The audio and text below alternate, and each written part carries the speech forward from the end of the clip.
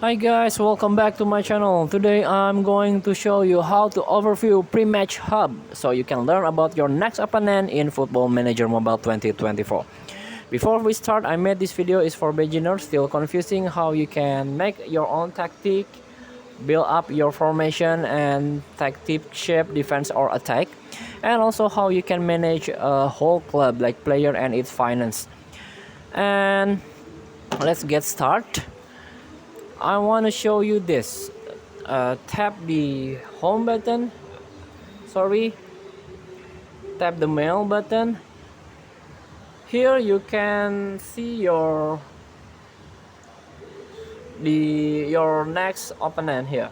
Sorry. Tap the home. This one. This is your opponent.